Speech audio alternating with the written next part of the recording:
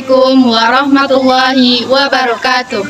Kami dari kelompok 3 akan menjelaskan materi mengenai sistem perencanaan pendidikan. Saya Safitri dengan NIM 2230 1030 70. Dan saya Salma Fetrina dengan NIM 2230 1030 71. Now that our love has capsized.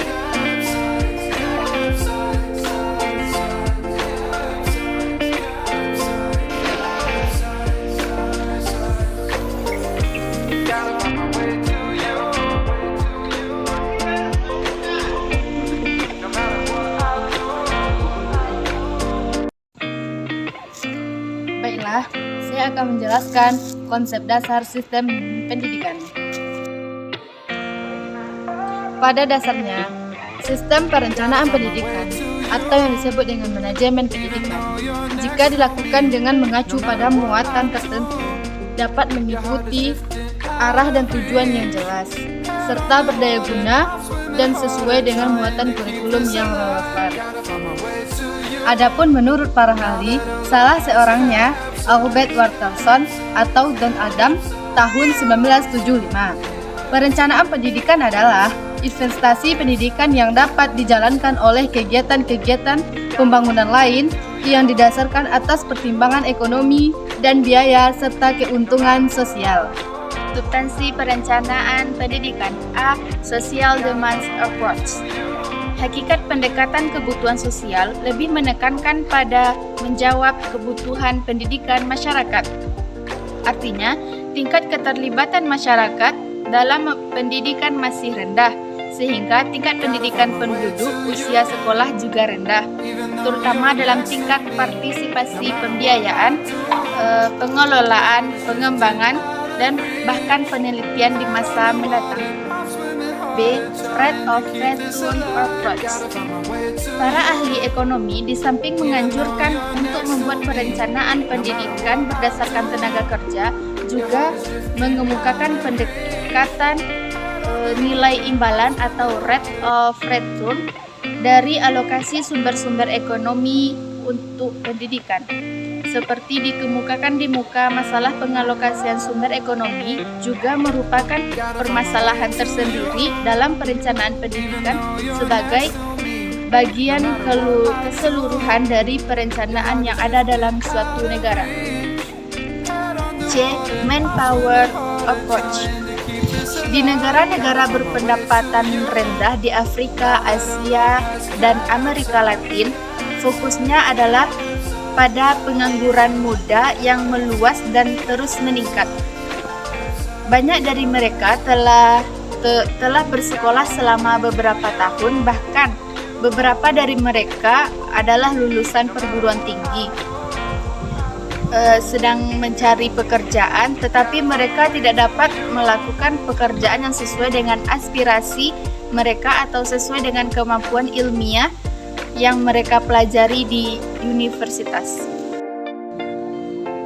Aspek-aspek perencanaan pendidikan. A. Aspek kualitatif dan aspek kuantitatif dalam perencanaan pendidikan. Perencanaan pendidikan memang membutuhkan dua aspek tersebut. Perancangan pendidikan tidak bisa hanya menekankan pada satu aspek saja, seperti kuantitas, tetapi perencanaan juga harus mempertimbangkan kualitas, karena pembangunan pendidikan tidak hanya sebatas perluasan kuantitatif. Hanya dengan cara ini, program pendidikan dapat lebih tepat sasaran, efisien, dan efektif. B. Aspek kebutuhan tenaga. Perencanaan pendidikan mulai berfokus pada pemenuhan permintaan tenaga kerja menurut KOMS tahun 1967. Penggunaan sektor ekonomi non-produktif yang menyerap biaya. Tetapi, perencanaan dan cobalah untuk mengontrol pendaftaran siswa dan hasil mereka sehingga sesuai dengan model permintaan tenaga kerja yang masuk akal oleh para ekonomi untuk ekonomi yang sehat. C. Aspek efisiensi. Agar sistem pendidikan menjadi efisien dan efektif, diperlukan rencana terpadu yang menghubungkan perangkat dan input lingkungan dalam proses perencanaan untuk meningkatkan efisiensi pengelolaan sistem pendidikan untuk menghasilkan lulusan yang berkualitas dan melalui pemanfaatan sumber daya pendidikan. Sistem Perencanaan Pendidikan Nasional.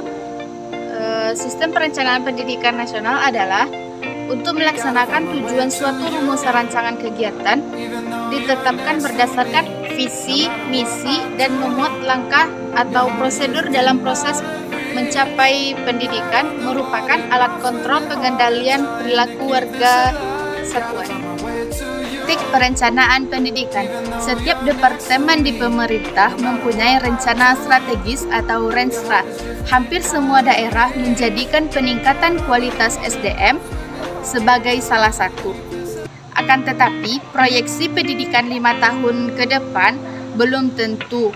Oleh sebab itu, Renstra hanya sebagai langkah kebijakan-kebijakan yang akan diambil atau direncanakan di atas kertas saja.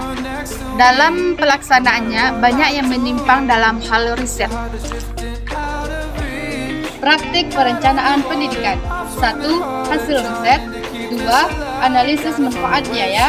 3. Mengukur biaya pendidikan. 4. Penganggaran. Itulah materi yang dapat kami jelaskan. Sekian, terima kasih. Assalamualaikum warahmatullahi wabarakatuh.